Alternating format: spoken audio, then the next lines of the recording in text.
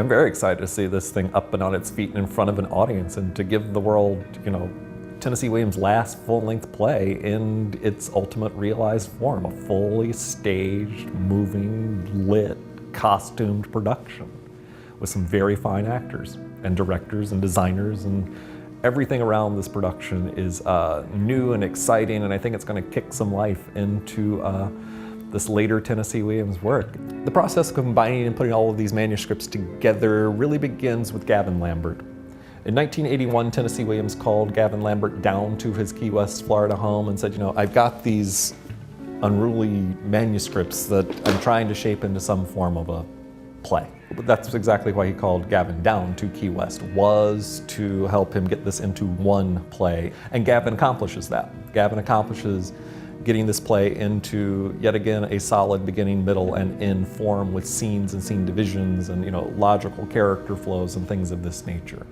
Gavin Lambert dies in 2005, and after Gavin Lambert's death, 2006, John Euchre, who is Tennessee Williams' last literary secretary, is working with the manuscripts to try to bring them more in line with Tennessee's work. After John Euchre, Gore Vidal, and Peter Bogdanovich, the director, take their heads in their hands to these manuscripts to try to get them into a stageable version. And this is all with the producers that are on the play today.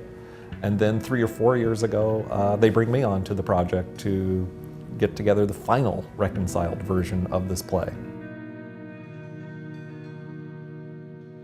It's kind of an interesting balance that I think you have to strike on this play, or on any Tennessee Williams play, late or early, a play that's not necessarily known in the canon. Anything that's not The Glass Menagerie, A Streetcar Named Desire, Cat on a Hot Tin Roof, perhaps Camino Real, The Rose Tattoo, Night of the Iguana, some of the play titles that people know.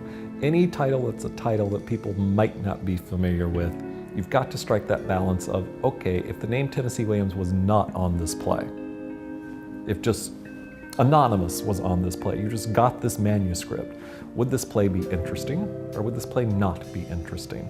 I maintain that this play would be very interesting, regardless of whose name is on it. Then once you discover that Tennessee Williams' name is attached to this play, I think you begin to make certain assumptions. You begin to delve into certain areas and themes that you might not, well, they're there, but you wouldn't necessarily feel them as strongly. And like I was saying, these later works are these theatricalist cartoons, and so he is kind of making fun of himself. So once you then understand that it's a Tennessee Williams play, and that he's not taking himself so seriously, that he's actually poking the air out of himself in places, you're free to enjoy the play. It's liberating. The last full-length play is quite a statement from any author, and the fact that this last full-length play has not been seen or really known about for 30 years, this is a literary kind of coup. This is a cannon shot that's going to start going around. The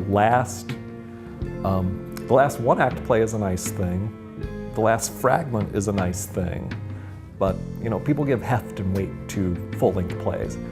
Even though one-act plays are just as masterful and hard to do, and it can be just as profound, people just still they think the novel is more important than the short story, right? And that's kind of what is going on here in a way. The final full-length play has that oomph, has that heft, has that gravitas, has that weight to it. And like I said, I think people are going to be very surprised to see where Tennessee was, what he had to say, what he was thinking, the sense of humor that he was putting out there on stage.